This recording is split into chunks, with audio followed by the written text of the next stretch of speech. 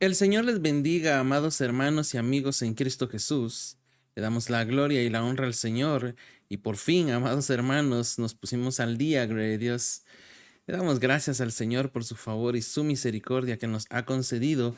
Y el día de hoy, amados hermanos, es un honor estar juntos, gloria a Dios, para sumergirnos en las ricas enseñanzas de los 3 primeros capítulos de la epístola a los Gálatas. Estos pasajes nos ofrecen una visión profunda de la relación entre la fe, la ley y la gracia, proporcionando una base sólida para entender la libertad que tenemos en Cristo Jesús. Comenzaremos en Gálatas capítulo 1. En este capítulo, Pablo defiende su apostolado, resaltando que su llamado no provino de hombres, sino de Jesucristo mismo. Como también se destaca la importancia de mantener la pureza del Evangelio, incluso ante la posibilidad de distorsiones y falsas enseñanzas. Continuaremos en Gálatas capítulo 2, donde Pablo narra su viaje a Jerusalén, subrayando la armonía entre su mensaje y el de los demás apóstoles. Este capítulo destaca la libertad en Cristo, mostrando que la salvación no se obtiene a través de la observancia de la ley, sino por la fe en Jesucristo. Y por último, amados hermanos, Gálatas capítulo 3, donde Pablo presenta un argumento sólido sobre la justificación que es por la fe, utilizando el ejemplo de Abraham como el padre de todos los creyentes. Se destaca que la ley no invalida las promesas de Dios, sino que revela nuestra necesidad de un Salvador.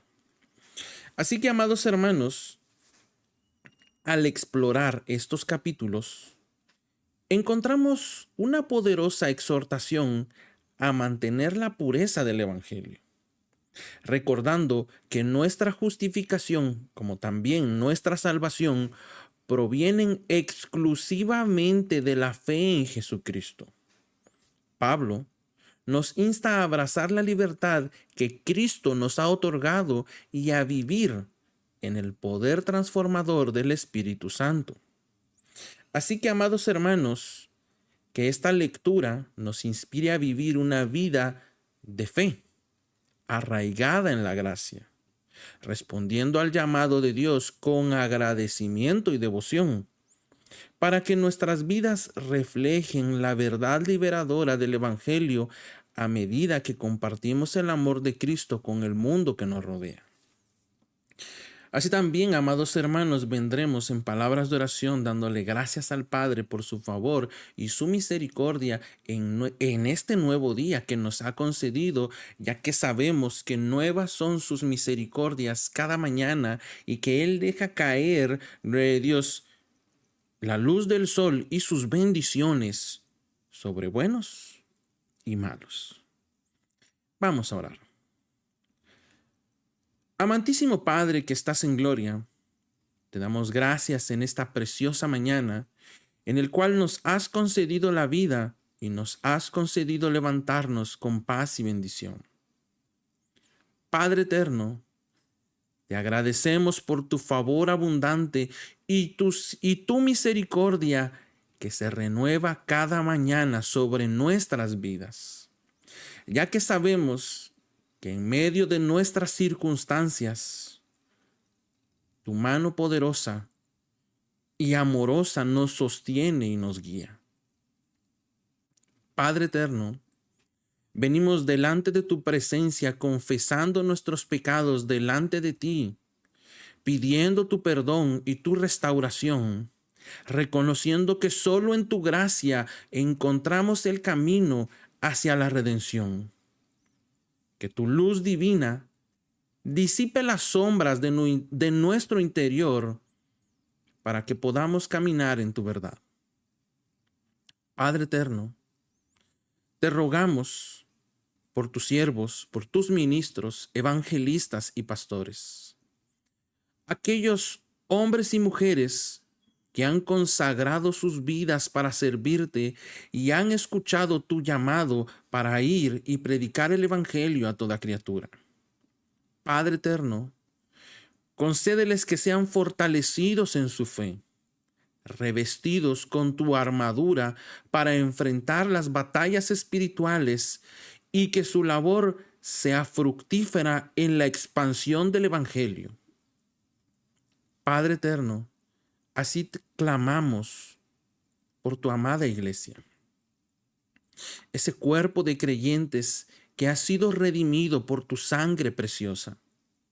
Que cada miembro de tu iglesia nos concedas esa unidad para que podamos encontrar tu propósito en la edificación mutua. Que podamos ser una comunidad arraigada en tu amor, comprometida con la verdad y guiada por tu Santo Espíritu. Así también, Padre, te rogamos por cada una de nuestras autoridades civiles, militares, por nuestros gobernantes, por los que están en eminencia, Padre eterno. Te rogamos que seas tú, Padre eterno, quien ponga a las personas, gloria a Dios, indicadas para que gobiernen sobre nosotros. Personas con honestidad y justicia, gloria a Dios. Por eso te pedimos por estas autoridades, para que sus decisiones promuevan la paz y la justicia, permitiendo que tu pueblo viva tranquilo y dedicado a toda piedad y honestidad. Así también, Padre, específicamente en tiempos inciertos, clamamos por tu ayuda, especialmente por nuestros hermanos enfermos, angustiados, atribulados y entristecidos.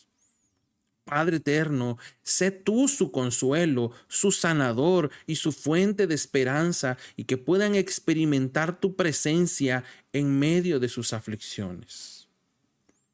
Padre eterno, encomendamos nuestras ansiedades y preocupaciones a tus pies, sabiendo que solo en ti encontramos descanso y seguridad, y que sea tu paz, que supera todo entendimiento, quien custodie nuestra mente y nuestro corazón en Cristo Jesús. Todo te lo pedimos, Padre, en el nombre de tu Hijo amado Jesús. Amén y amén. Le damos la gloria y la honra al Señor, al Rey de Reyes y Señor de Señores, que hace todas las cosas conforme a su voluntad, y damos comienzo a la lectura de la palabra del Señor en la epístola a los Gálatas, en su capítulo 1, en su versión Nueva Traducción Viviente. Y la palabra del Señor en el nombre de Jesús dice así: Les escribo yo, el apóstol Pablo. No fui nombrado apóstol por ningún grupo de personas, ni por ninguna autoridad humana, sino por Jesucristo mismo y por Dios Padre, quien levantó a Jesús de los muertos. Todos los hermanos de este lugar se unen a mí para enviar esta carta que escribo a las iglesias de Galacia. Que Dios Padre y nuestro Señor Jesucristo les conceda gracia y paz.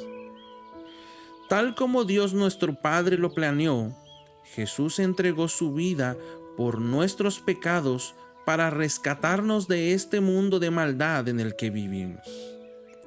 A Dios sea toda la gloria para siempre y para siempre. Amén.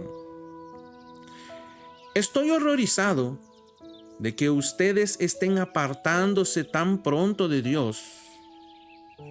¿Quién los llamó a sí mismo por medio de la amorosa misericordia de Cristo?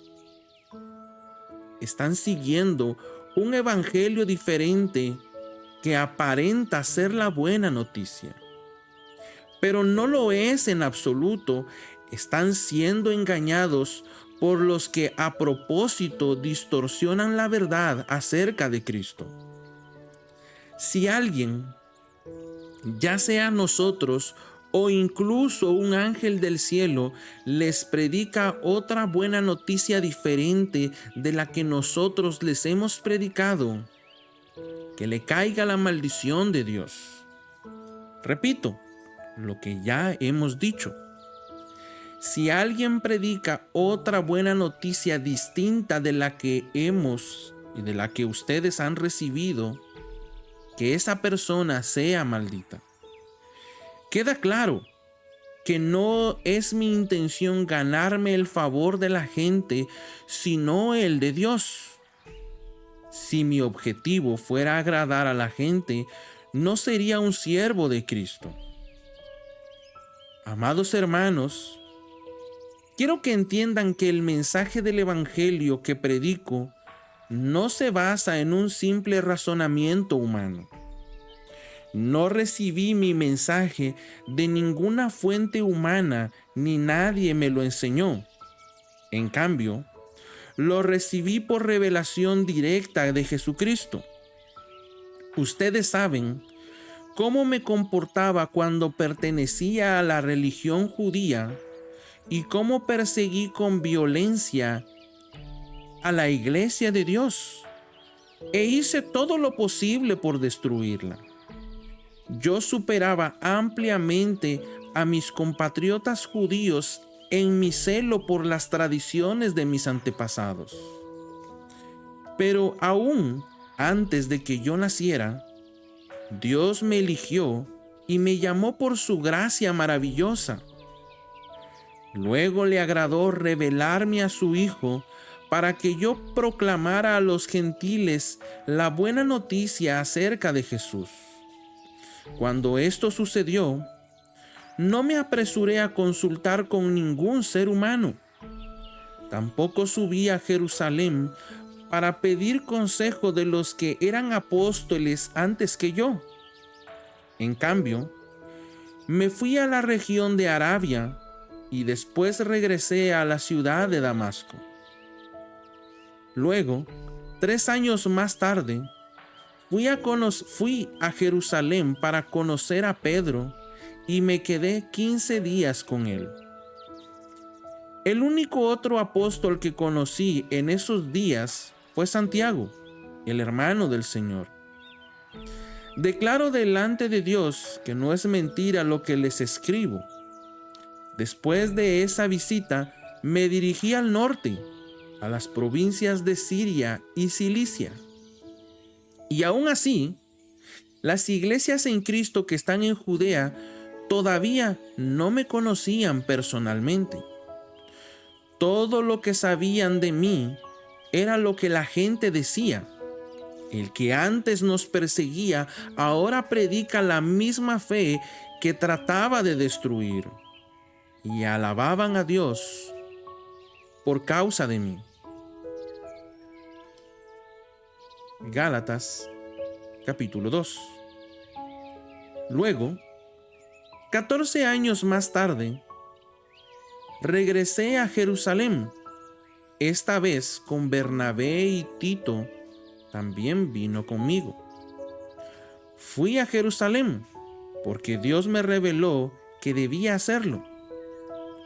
Durante mi tiempo allí, me reuní en privado con los que eran reconocidos como los dirigentes de la iglesia y les presenté el mensaje que predico a los gentiles.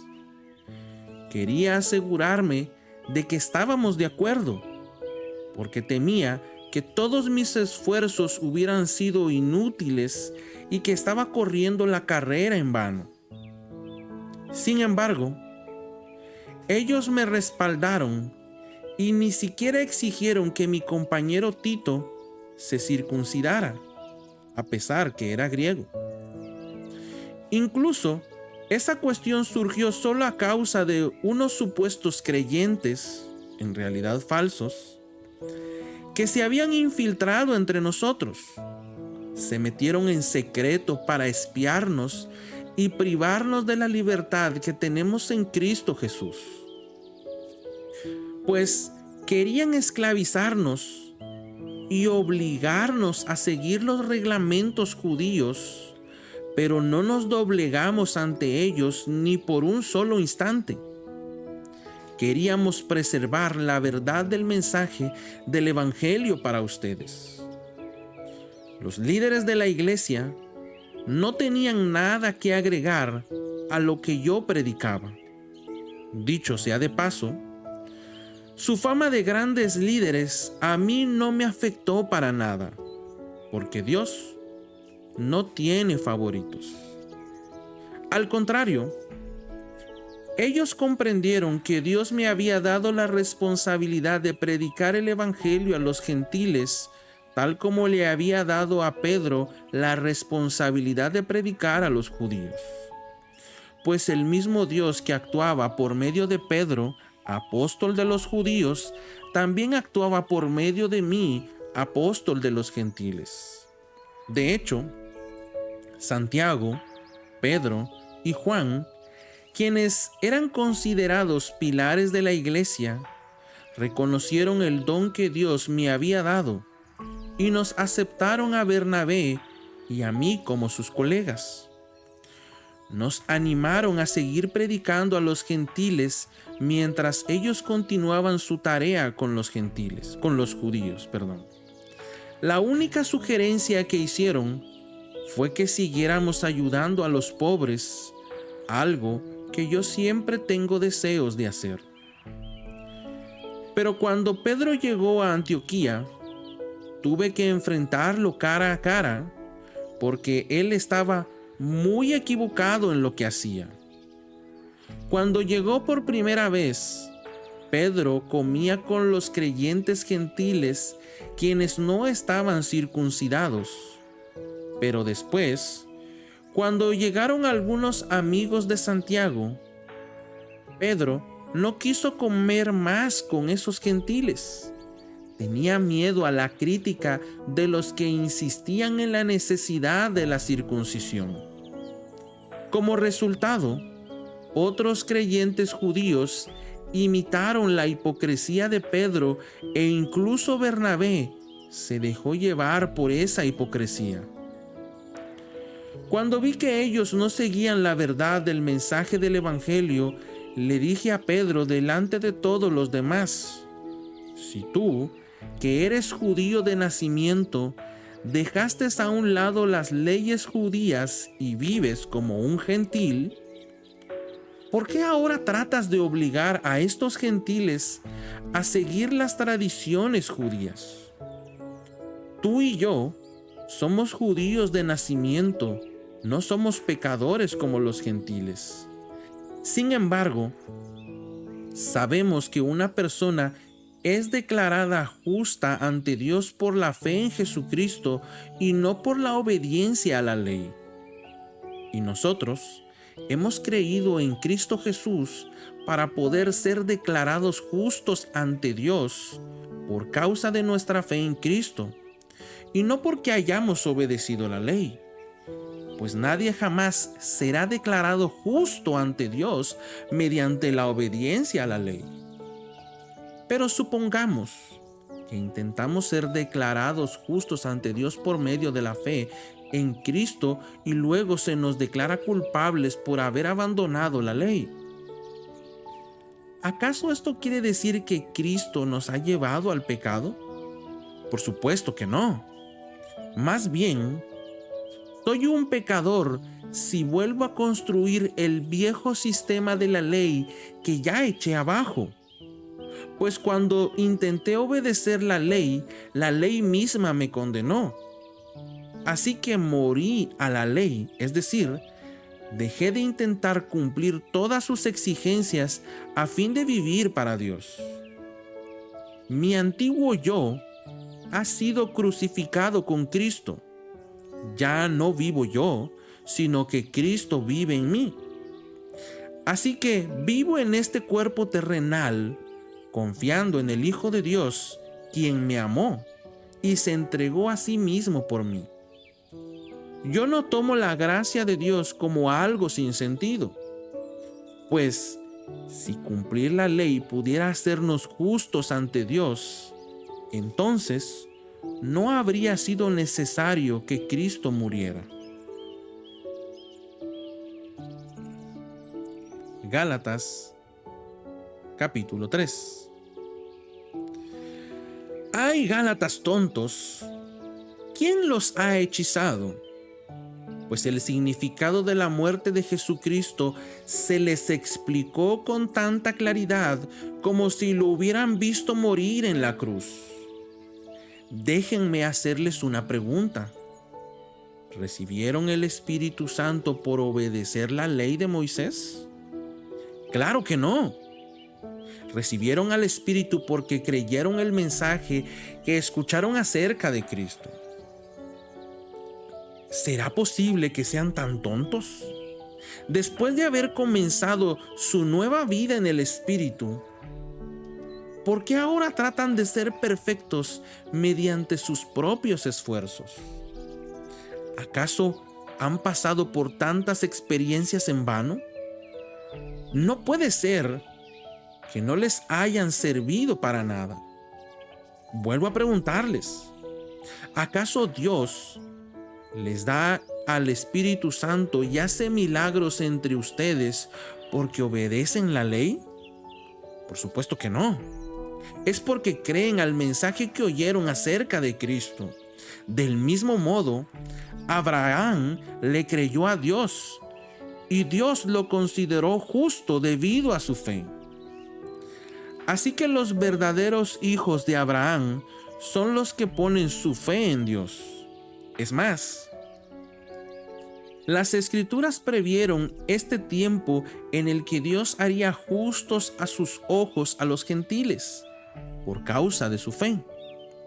Dios anunció esa buena noticia a Abraham hace tiempo cuando dijo: todas las naciones serán bendecidas por medio de ti.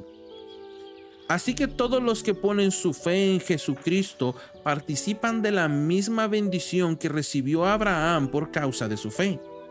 Sin embargo, los que dependan de la ley para hacerse justos ante Dios están bajo la maldición de Dios, porque las Escrituras dicen: maldito es todo el que no cumple ni obedece cada uno de los mandatos que están escritos en el libro de la ley de Dios.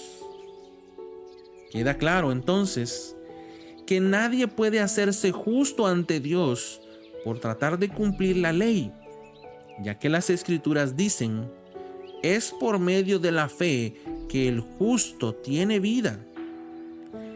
El camino de la fe es muy diferente del camino de la ley, que dice: es mediante la obediencia a la ley que una persona tiene vida. Pero Cristo nos ha rescatado de la maldición dictada en la ley. Cuando fue colgado en la cruz, cargó sobre sí la maldición de nuestras fechorías, pues escrito está: maldito todo el que es colgado en un madero. Mediante Cristo Jesús, Dios bendijo a los gentiles con la misma bendición que le prometió a Abraham, a fin de que los creyentes pudiéramos recibir por medio de la fe al Espíritu Santo prometido. Amados hermanos, el siguiente es un ejemplo de la vida diaria. Así como nadie puede anular ni modificar un acuerdo irrevocable, tampoco en este caso. Dios ha dado las promesas a Abraham y a su hijo. Y noten que la Escritura no dice a sus hijos, como si significara muchos descendientes. Más bien dice a su hijo. Y eso sin duda se refiere a Cristo. Lo que trato de decir es lo siguiente: el acuerdo que Dios hizo con Abraham no podía anularse 430 años más tarde, cuando Dios le dio la ley a Moisés, porque Dios estaría rompiendo su promesa. Pues si fuera posible recibir la herencia por cumplir la ley, entonces esa herencia ya no sería el resultado de aceptar la promesa de Dios. Pero Dios por su gracia se la concedió a Abraham mediante una promesa. Entonces, ¿para qué se entregó la ley? Fue añadida a la promesa para mostrarle a la gente sus pecados, pero la intención era que la ley durara solo hasta la llegada del Hijo prometido. Por medio de ángeles, Dios entregó su ley a Moisés, quien hizo de mediador entre Dios y el pueblo. Ahora bien, un mediador es de ayuda si dos o más partes tienen que llegar a un acuerdo. Pero Dios, quien es uno solo, no usó ningún mediador cuando le dio la promesa a Abraham. ¿Hay algún conflicto entonces entre la ley de Dios y las promesas de Dios? De ninguna manera. Si la ley pudiera darnos vida nueva, nosotros podríamos hacernos justos ante Dios por obediencia. Pero las Escrituras declaran que todos somos prisioneros del pecado. Así que recibimos la promesa de libertad que Dios hizo únicamente por creer en Jesucristo. Antes de que se nos abriera el camino de la fe en Cristo, estábamos vigilados por la ley. Nos mantuvo en custodia protectora, por así decirlo, hasta que fuera revelado el camino de la fe. Dicho de otra manera, la ley fue nuestra tutora hasta que vino Cristo. Nos protegió hasta que se nos declarara justos ante Dios por medio de la fe. Y ahora que ha llegado el camino de la fe, ya no necesitamos que la ley sea nuestra tutora, pues todos ustedes son hijos de Dios por la fe en Cristo Jesús.